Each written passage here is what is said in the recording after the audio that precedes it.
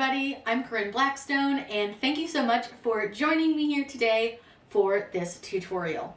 In today's tutorial, I'm going to teach you how to make your very own Spiral Betty design. This is such a fun and actually a lot easier than you think. I'll link everything down below, including the website that we're going to use to create this, but this is such a fun and easy thing, and I don't know why people have never tried this because it is a great, fun little thing, and weeding it is so satisfying. So without further ado, let's get started, but be sure you're subscribed here, that way you don't miss out on any of the fun, crafty content we have coming. To create your Spiral Betty, you'll go to spiralbetty.com, and I'll link it in the video's description down below. Now, when you upload an image, you want to try to choose an image that is really good quality, it is really nicely lighting, that type of thing, but also has some decent amount of contrast. So I'm going to be using a picture of my dog for this. And you guys might recognize this picture because it's the one that I used when I made the layered image. Now on Spiral Betty, you're going to be able to adjust your photo to where you want it to sit within your image, your circle here. Now mine is a pretty close-up picture of my dog, but if yours is a little further away, you can zoom in on the picture, you can do all of that. But I'm just going to kind of get my dog centered to where I'm happy. She's not going to be fully centered because of the photo size, but that's okay. Once you're happy where your image is sitting, you can click the little check mark right here, and it is going to produce this circular design. Now what's fun here is that we can adjust a lot of things so that we can see it better. Now when you open it, it's probably going to give you this image. So I like to look at it in the black and white because I'm going to cut this with black vinyl. Now you can go in and change how many rings it has, but remember, the more rings you have, the thinner your lines are going to be, which can make it a lot harder to weed it. So I kind of go down until you really can't see it. You can't tell that that's a dog really. So I kind of go to a middle ground where I can see her eyes pretty well. And once I can see her eyes pretty well, then you can play with some of these other items like the scale, which that again is just going to zoom in on your picture, but I was happy where I had it. You can change up the lightness a little bit too. If you make it too light though, you'll see how thin your lines are going to get. Again, you're going to have a problem with that line thinness, and if you go too thick, you're not really going to see your image. So I just, again, kind of play around with this until I feel like I have a decent amount of contrast. And I think that looks pretty good. I can still see that it's a dog. And then you do have contrast as well. And again, same idea. If you go too thick, it looks really blobby. If you go too thin, you can't really see it. So you kind of want to find that medium happy place. Now, it's going to depend on your image, what is going to look best as far as your design. And then again, you kind of want to watch for any of these lines to get too thin. And it'll also depend on what you're making this with, whether you're using vinyl, HTV, and how big you're making it. Because if you make it really small, these thin lines are going to be really, really tiny. So I do prefer to make these really, really big. That way you do get a little bit of a thicker line. It's easier to weed. This is such a fun thing to do. Now, once you're happy with it, what you're going to do is you're going to use this button right here, this download button. And you can save this as an SVG. And I always make sure to tell you clear background. Then you want to go ahead and click download. Now, do keep in mind that these are going to be for a personal use only, but you can buy commercial use through Spiral Betty. So if you're a seller, please do that. It's not fair not to. I'm going to save this into a Spiral Betty folder here in my YouTube. And then I'm going to go ahead and click save. Now we're going to go over to Design Space and upload this. Once you're over in Cricut Design Space, you're going to choose upload and you're going to upload your image. Now I'll browse for it and find it in my folder, or I can just find it in quick access usually. So you're going to go ahead and upload this, and you'll see here's your image, and this is an SVG, so we don't have to remove any of the background. I'm going to change the name over here to my dog's name and Spiral Betty, and then I'm going to go ahead and click upload. Now you don't have to change the name, that's up to you and how you want to do it. Now, like I said, I'm going to make this pretty big just so it doesn't, cause any issues. And the largest you can make it is 11.5 inches. So since it's not a complete circle, it will be a little bit off on the one side, but that's okay. So once this is ready to go, the first thing I'm going to do is save my project here. I'm going to call it Chevy Spiral Betty. And click save. Now what's great about this is it's actually really easy once you've done the Spiral Betty to do all of your cutouts and things. Now we do have some pretty tight lines, But we're going to be using StarCraft HD, which I do find works really, really well for this. And I'm going to show you how we weed this, because a lot of people, when they do it, end up screwing it up because they do it backwards and then they end up with this negative image. But I promise it's a lot easier than you think. Now I'm going to click Make here, and all I'm going to do is get this set up. Now I know that it looks really awful right here. Don't judge what your design is going to look like by what it looks like on this screen. It's going to look really scary, but I promise you it will look good when you cut it. Sometimes if that bothers you, what you can do to help yourself, change the color of this, and sometimes by doing so, it might look a little better when you hit make, but sometimes not. Like, see, it doesn't really look any better, but that's okay. I promise once you do actually like weed it, it will look normal. So we'll go ahead and click continue, and we'll connect to my Cricut. Now, once you've connected to your Cricut, whichever one you're using, you want to choose the setting that's best for the material you're using. And for me, that's vinyl with StarCraft HD. So I'm going to take you over to the machine. We're going to load our vinyl. We're going to get it cut out, and then I'm going to show you how you weed your spiral Betty. We're going to load our vinyl. Like I said, I'm just going to use black for this because I think it works really well. And I'm just going to load this on to my mat. And I've got a 12 by 12 sheet, so plenty of space. And press that down. We're going to load this in and let this cut out. It looks really cool when it's cutting because it's going to go in a spiral, so you're going to see it go pretty quickly. I'd run 1,000 miles if I could run with you. And from what I have heard, you do the same thing too. I want to say forever, we could be good together. Guess mystery loves company. Better too late than never. You know we could do better. So take a chance and run with me. Everywhere we go, we turn to paradise. All I know is that I need you in my life. Let me show you how it feels to. Now, once it's done, you're not really going to see much here, but it is on the machine or on the vinyl. I'm going to go ahead and unload it, scoot the machine out of the way, and then I'll show you how we weed this. Now, if you watch me normally, you will see that I don't typically weed on my mat, but because this has a lot of little lines, I want to make sure that this is held down, and I've got a couple extra hands to work with. You're going to want some sort of a weeding tool. I prefer a pin pen, and then I'm also going to grab a pair of scissors for this because I want to make sure that I can cut off some excess as I go. Now, the first thing that I'm going to do is figure out where the start of my design is, which is right here. And you want to start from an outside corner, like way over here on your vinyl. And then you're going to go ahead and peel this back. Now, this is where your scissors are going to come into play because I want you to just get it to this first line. And then I want you to go ahead and cut your vinyl so that you just have like one line of vinyl that you're working with. And then you're going to peel your vinyl, and now you'll start to see this is the beginning of my spiral Betty. Now, I'm going to peel a little bit just till I get to like the edge here. And I'm going to go ahead and cut off the larger piece of my vinyl. I just want to work with this small piece right here. That way I don't have all this excess in the way. Then all you're going to do is very carefully, and you can go pretty slow. You do want to go fairly slow with this.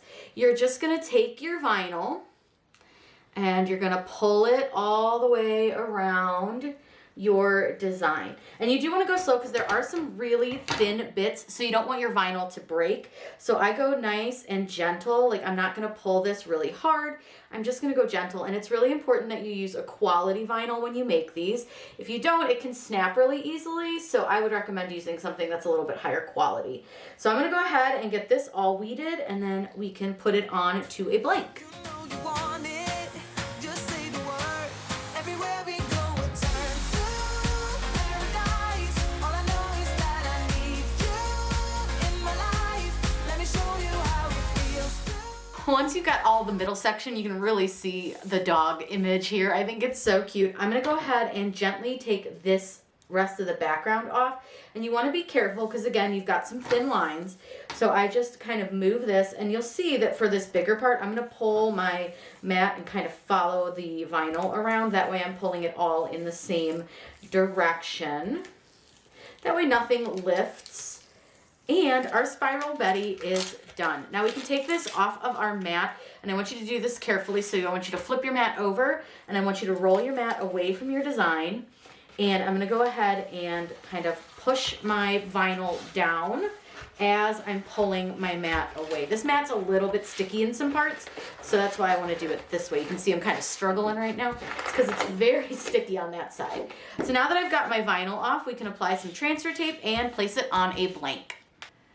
I'm going to be placing our Spiral Betty onto something a little unconventional. I'm sorry it's going to go dark a little bit because of the light reflection, but I'm going to be using this scrapbook box because this is where I'm going to put some of my dog's records and things like that to keep safe into a fireproof safe. So I'm going to go ahead and put this on. So what I've done is I put a little bit of alcohol onto a pad, and you can see it's pretty dirty. This box has been sitting in my craft room for a while, so that's why I want to make sure I clean it really well.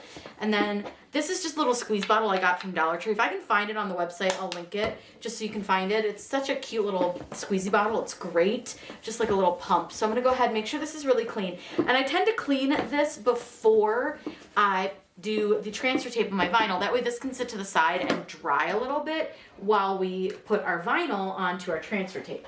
I'm going to be using a medium tack from Style Tack. I will link this down below for you. And I'm going to go ahead and pull this out. And I just kind of guesstimate about how big my design is. And I'm just put a little bit further out. Then what I'm going to do is I'm going to take my design and I want to place it face down onto my transfer tape. And then I've got a little squeegee here, and what I'm going to do is burnish the back, which means that you're going to rub the back with your squeegee. Now I'm going to go ahead and trim off our transfer tape.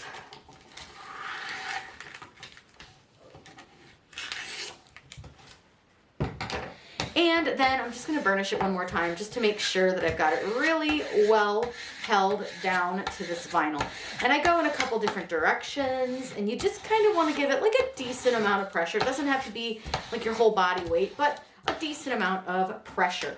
Once I've done that, I need to peel the backing off of my vinyl, which I do with the vinyl side down. And I'm going to go ahead and start peeling from a corner. Now you want to go slow when you do this because you don't want any of your little lines to lift. So you'll see that I have my backing folded pretty flat against itself, and I'm just going to very gently take the backing off. And I'm just going to watch as I'm going to make sure none of my lines are lifting. And you can see that I kind of move in like a back and forth motion, like back and forth. That way it helps release the vinyl a little bit better. You want to be really slow when you get to the center point because that's another break in your lines. So once I'm into that center, which is right here, I just want to go slow and make sure that nothing lifts out of the center. And then once you get to this point, it's usually pretty easy since all of this is all connected. And it's really unlikely that anything will pull up, but you still want to take your time and go nice and slow with it. So you can see I'm just taking my time. And I'm just getting that backing off. Once I get to these last couple, we're good. We're done. Super easy. Now, because this is such a large decal design, I'm going to use some parchment paper to help me get it on to the this box, which is a scrapbook box. So I'm going to slide that out of the way. I'm going to lay my parchment paper onto my scrapbook box, and I want this like a straight edge. Now, this is a piece of parchment paper I use all the time. What's great about this technique is you can save this parchment paper, and then you can lay your vinyl down. You'll notice that the vinyl doesn't stick. It's just staticky because welcome to winter. But what I'm going to do is I'm going to lay this down, and then I'm going to get it lined up where I want it. Now, I can feel the edges of my box if I can't see them, and I want to make sure that I get this relatively centered. I'm not worried if it's not perfect, but I do want to get it like fairly close. So I just kind of move this around, and you can kind of slide it around based on the parchment paper. And I know it's going to have to sit kind of close to this handle because if it doesn't, it's not going to fit on the box because this box is like, it's 12 by 12, but it's tight because of these edges. All right, once I'm happy, I'm going to press where this part is right here. This part is the tail that I left out under the parchment paper. I'm going to pull this back, and I'm going to get the parchment paper out from under this. And you can just kind of toss that parchment paper to the side. We'll deal with that at another time. And then I'm just gonna take, and as I'm kind of laying this down, I'm using my hand gently to keep it nice and flat so that I don't get any bubbles. And so I'm just going around and I'm just gonna kind of press as I go. I've got a little bit of a bubble right here, so I'm just gonna gently press it out, and I just go through the whole design, and I'm just pressing out any wrinkles or bubbles as I go. Now, being that this is such a large design, it is not always super easy not to get a bubble. I've got a little one right here, but I think I can get it out if I just pull back a little. And we're just gonna kind of keep pressing and keep pressing. And you don't wanna pull the vinyl, because that's when you end up with some bubbles. Like I pulled that and I ended up with a little bit of a bubble. But you just want to kind of gently lay it down. Now, like I said, am I perfect? Am I going to end up with no bubbles? Maybe not. But it's okay. It's fine. We'll see. I may end up with like a little bit of bubble at the top, and that's partially my fault, and that's okay. I can see I've got a little bit of a wrinkle right here, but I should be able to press a lot of that out. But I do have a wrinkle. I don't know how well I'm going to get that wrinkle pressed out, because this box is a little bit funky. But now what I'm going to do is come in with a squeegee, and I'm going to use the felt side of my squeegee, and I'm just going to go through and I'm going to press my design down. And like I said, I may end up with a little wrinkle up here. It's okay. And some of those wrinkles can be in your transfer tape as well, so it may not actually be my vinyls fully wrinkled. But I do see I've got some transfer tape wrinkles, which could cause issues. So I'm just going to go ahead and press this really well. Now, I will say, so this is kind of pushing back at me. It's not like letting me press as hard as I would like, but that's okay. I think it'll be fine, because vinyl likes to stick to plastic. And we did clean this really well. So once you've got it down, all you're going to do is take your transfer tape, and you're going to want to be really careful, again, because you just never know. And you're going to take, and just like I pulled the backing off, I'm going to take this transfer tape at a super sharp angle, and I'm going to work my way around my circle. Now again, I'm going to take my time, but I want to be really careful when I get to the center section, because that is another break in the lines. Because it's all one single line, except right there where it starts and where it ends. So I'm just going to take my time. And as you can see, again, I do that back and forth motion, because that does help release that tape. Once I get too far away from that folded edge, I just pull my hand back and put it back onto the edge. You want your hand pretty close, that way you don't have any issues. And actually, I didn't end up with any wrinkles at all in this. So all those wrinkles were in the transfer tape, and that's totally okay. Get this all the way off. And then I just want to make sure that it looks like it's all held down, which it certainly does. Now, I do have a few micro bubbles in it, but a lot of those will go away as this design sits and kind of cures, because you need to let vinyl cure for about 72 hours, like 48 to 72 hours. But look how cute.